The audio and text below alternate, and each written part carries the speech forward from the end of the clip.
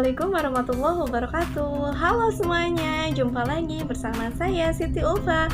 Di video kali ini saya akan membahas tentang teori pergeseran benua dan tektonik lempeng. Untuk memahami lebih jelas dan mengerjakan tugas dengan baik, simak video ini sampai selesai ya. Tahukah kalian, benua yang ada saat ini berbeda dengan 200 juta tahun yang lalu? Setelah bumi terbentuk, bumi terus bergerak di atas lapisan magma yang ada di dalam bumi.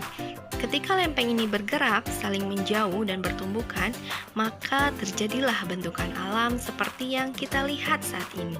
Setidaknya ada 5 teori yang berbeda menunjukkan sejarah permukaan bumi, yaitu teori kontraksi, teori Laurasia-Gondwana, teori pergeseran benua, teori konveksi, dan teori lempeng tektonik. Namun, yang sekarang akan kita bahas adalah teori pergeseran benua. Teori pergeseran benua atau continental drift theory adalah teori yang mengungkapkan bahwa terdapat satu buah daratan yang dikelilingi oleh lautan. Daratan itu atau benua besar itu dinamakan Pangea, yang dikelilingi oleh lautan yang luas bernama Pantalasa. Selama berjuta-juta tahun yang lalu, benua ini bergerak dan akhirnya terpisah satu sama lain, seperti yang kita lihat sekarang. Nama Pangea berasal dari bahasa Yunani kuno, Pan yang artinya seluruh dan Ngea yang berarti bumi. Nama itu diciptakan pada simposium 1927 dibahas oleh Alfred Wegener tentang teori pergeseran benua. Teori hanyutan benua banyak didukung oleh para ahli berdasarkan bukti-bukti yang ada.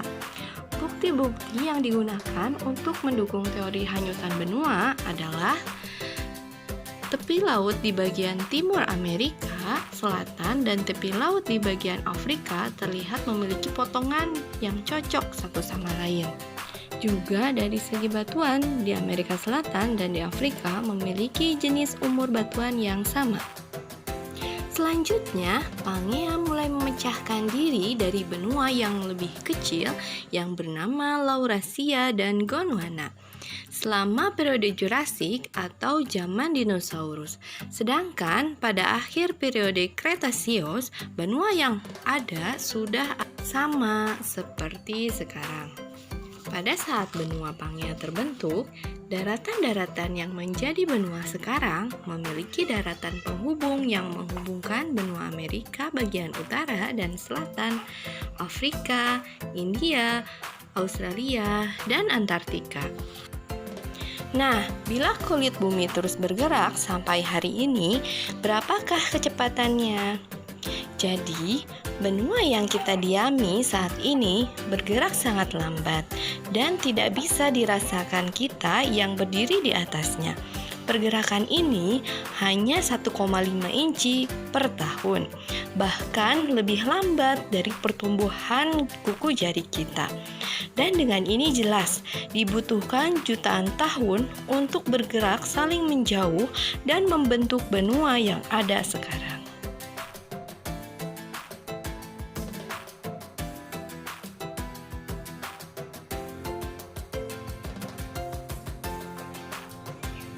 Selanjutnya adalah tentang teori tektonik lempeng. Yang pertama yaitu saling tumbukan atau konvergen. Konvergen adalah gerakan di mana dua lempeng saling bertemu satu sama lain. Terdapat 3 macam gerakan konvergen, yaitu lempeng benua dan lempeng benua, lempeng benua dan lempeng samudra, kemudian lempeng samudra dan lempeng samudra. Tumbukan antar lempeng benua dan lempeng samudra akan menghasilkan zona subduksi, di mana lempeng samudra akan menunjam ke bawah karena karakteristik lempeng samudra lebih lemah dibanding lempeng benua. Dan di zona subduksi akan terjadi peleburan batuan, kemudian magma menerobos. Kemudian selanjutnya terbentuklah gunung api seperti yang ada di Indonesia. Contoh fenomena subduksi ini antara lempeng benua Eurasia dan lempeng Indo-Australia. Pada bagian barat Pulau Sumatera dan selatan Pulau Jawa, terdapat banyak gunung api dan tumbukan ini juga akan menghasilkan palung yang berada di laut. Tumbukan antar lempeng benua dan lempeng benua maka akan membentuk sebuah pegunungan. Contohnya adalah pegunungan Himalaya di perbatasan India dan Nepal. Pegunungan ini terbentuk karena tumbukan lempeng Eurasia dan lempeng subkontinen India. Dan salah satunya terbentuk puncak tertinggi yaitu Mount Everest. Tumbukan lempeng samudra dan lempeng samudra akan menghasilkan Kepulauan Mentawai, Filipina, dan gerakan ini akan menciptakan bentang alam. Yang kedua, gerakan lempeng saling menjauh atau divergen. Pergerakan ini saling menjauh sehingga ada rekahan dan ruang kosong di antara kedua lempeng tersebut. Kemudian magma akan keluar di antara rekahan-rekahan tersebut dan membentuk busur api tengah samudra atau mid-ocean ridge. Contoh mid-ocean ridge adalah Mid-Antartika. Yang ketiga adalah saling bergeser atau transform. Adalah di mana kedua lempeng bergerak sejajar namun berbeda arah sehingga kedua lempeng tersebut saling bergesekan.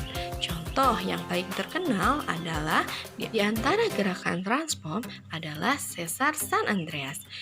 Jadi, begitulah proses dari teori tektonik lempeng. Terima kasih telah menonton video ini dan jangan lupa like dan subscribe untuk mendapatkan video-video lainnya.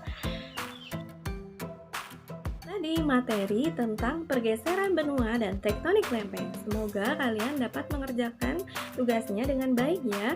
Jangan lupa selalu jaga kesehatan dengan mengikuti protokol kesehatan dengan memakai masker, cuci tangan pakai sabun, dan jaga jarak. Terima kasih. Assalamualaikum warahmatullahi wabarakatuh.